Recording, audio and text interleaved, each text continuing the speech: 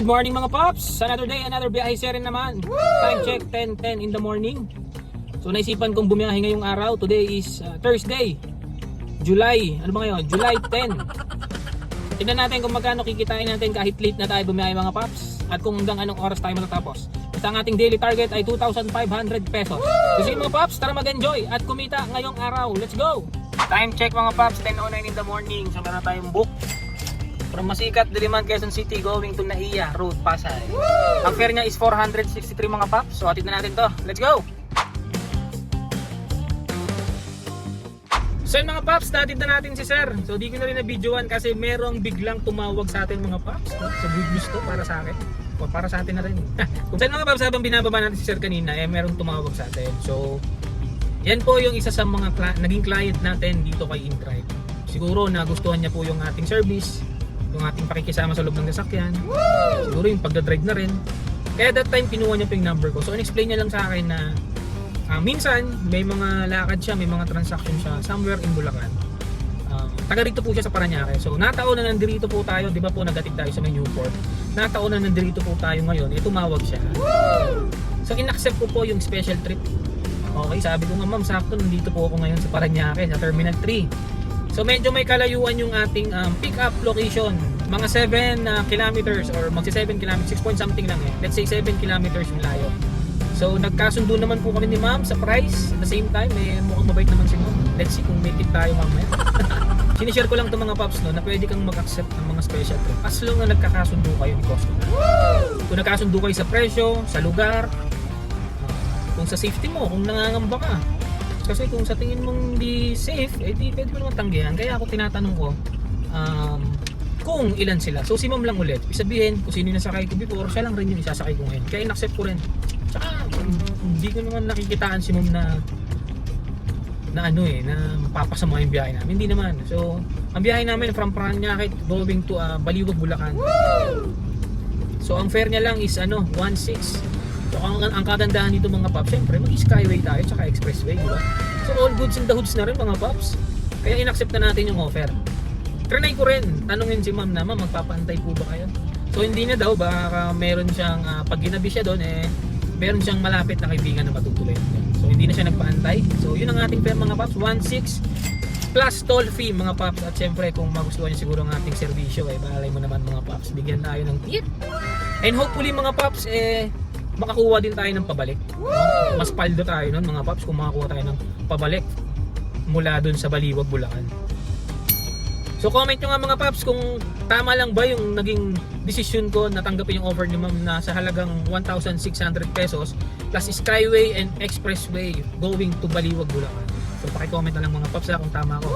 At isa pa mga Pops para sa mga bagong TNVS driver natin yan. Ito tips lang Kasi for sure may experience nyo itong nangyayari sa akin ngayon. Kasi lalo na yung mga full-time driver or full-time TNVS driver dito kay InDrive, din lang kay InDrive, sa lahat ng TNC. I suggest na kapag may nag-book sa inyo, pagsakay pa lang po ng pinto ng sasakyan nyo is ibigay nyo na yung best nyo na service na kaya nyo ibigay. Huwag yung extra service Kasi ako lagi naman akong ganun once na pumasok yung sasakyan ko, talagang laging energetic. Kaya minsan yung nakikita kong passenger na nakasimangot, napapatawa ko minsan, napapangiti ko. So malaking bagay sa akin. So siguro kaya napusuan tayo niyo ma'am na kuning bilang special trip siguro. Kaya nasabi ko kanina, nagustuhan niya yung service natin sa kanya. Diba? Sa daming TNVS driver. Kasi marami naman, daily routine niya daw yun yung nagbubook siya. Hindi ko na naitanong kung anong ang mga transaction niya pero it's more on based dun sa narinig ko sa usapan nila, basta more on product, ganun siya. Kaya ang advice ko sa mga bagong TNVS driver mga Pops ulitin ko lang, ibigay niyo yung best nyo para sa mga nagiging passenger nyo araw-araw. Kasi may mga passenger na nag-o-observe, promise, hindi lang yung basta sumasakay. May mga passenger na nag-o-observe din or chine-check nila kung pare-parehas ba yung mga driver yung treat sa kanila. Hindi naman special treatment binibigay natin sa kanila. Kasi yung ibang passenger din kala mo entitled, no? Kala mo sa kanila na yung sasakyan. Bumili kayo sa sasakyan nyo! Kaya wag naman yung masyadong yung feeling nyo demanding na masyado. pagsabihan nyo na lang rin in a good way, huwag naman yung galit kagad mga paps. So yun lang mga paps, punta na natin to si mama at balitaan ko na kay mama kung ano pang mga mangyayari sa biyahe natin. Let's go!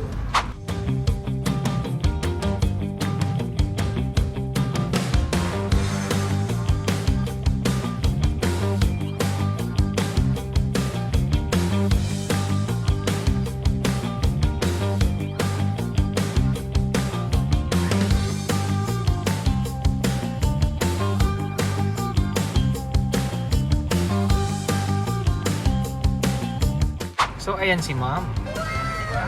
Mag-isa lang siya. So thank you ma'am, nagtiwala kayo sa akin ulit. So time check mga paps, 2:12 in the afternoon. So nagbayad na rin sa atin si ma'am. So ang problema mga paps, walang booking dito Tingnan natin kung may pabalik tayo, balitaan ko na lang kayo. Let's go! So yan mga paps, natin na natin si ma'am. Grabe, kulang-kulang 2 oras din natin hinatid si ma'am dito sa Baliwag. All goods in the hoods naman mga paps. Medyo may problema lang tayo. Paano tayo pa uwi? Siguro mga paps, gagamit muna tayo ng mga pinagbabawal na technique para lang maka-uwi tayo na meron naman tayong kikitain. So, if ever wala dito sa may Baliwag, baba tayo ng Bustos, then unti-untiin natin. So, update ko lang kayo mga paps kung anong mga mangyayari pa sa biyahe natin. Let's go! So time check mga paps, 2:58. Napakaswerte naman natin, nakakuha tayo ng ating next booking pa uwi. Actually hindi pa naman siya pa uwi kasi ano lang to nasa San Jose del Monte pa tong drop off natin. Pero all goods na yon, medyo malapit na sa Quezon City yun mga paps. So from Pulilan, Bulacan, going to San Rafael, San Jose del Monte. So parang mga 1 hour na biyahe lang to mga paps. So swerte na rin. So ang kanyang fare mga paps is 783 pesos, 6-seater. Buenas talaga tayo mga paps. So good decision na tinanggap natin yung book ni ma'am. Dahil meron tayong nakuwang kahit papaano pabalik na ng Quezon City. So yun lang mga paps, update ko na lang kayo. Let's go!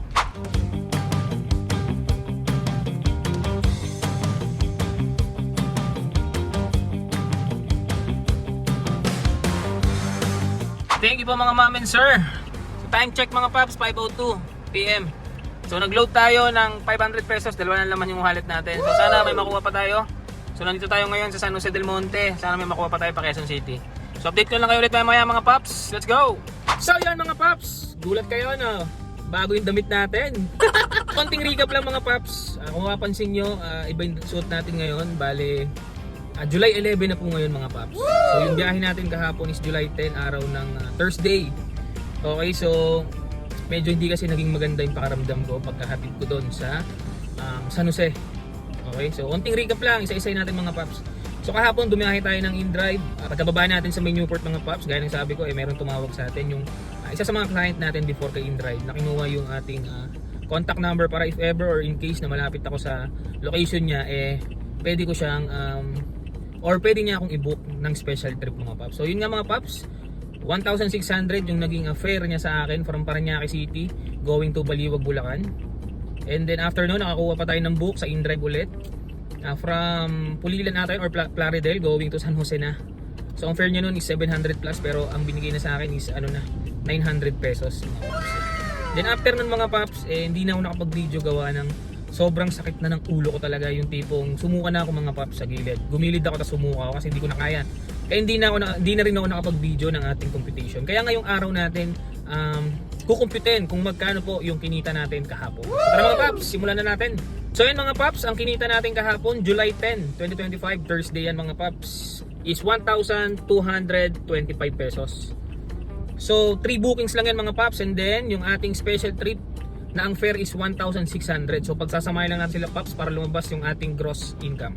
So yun mga paps, pinag-add na natin yung kinita natin sa InDrive at yung ating special trip. Ang ating gross income kahapon ay 2,825 pesos mga paps. O diba? Hindi ko na maalala kung ilang oras. Check nyo lang yung video natin kung ano oras tayo nagsimula at the same time kung ano oras tayo natapos. So 2,825 pesos po ang ating gross income. And then ilas lang natin syempre ang ating naging gas. Range ang nakonsumo nating diesel dito mga paps, mga 800 to 900 pesos. So let's say 900 pesos na lang mga paps. Then less din natin yung ating maintenance syempre mga paps na worth 500 pesos. Ayan, para naman to sa ating Toyota Innova tsaka sa Toyota Vios natin. Para po sa mga nagtatanong bakit masyadong malaki yung 500 pesos para sa maintenance, dahil dalawang unit po natin yung tinututusan natin dito. Meron tayong take home or neto natin mga paps kahapon sa biyahe natin ay 1,425. Di ba mga paps? Pigil pa yung biyahe ko nito mga paps kasi from San Jose nakakuha ko ng isa pang booking, pero hanggang ano lang, hanggang Republic Ave. Diyan sa may FEU Fern ko pinick up, binaba ko sa may basta somewhere in Republic Ave, dire-diretso lang doon. Then after nun, di na talaga ako kumuha dahil sobrang sakit talaga ng ulo ko. Pero kung kumuha pa ako doon, naabot tayo ng 3,000 pesos.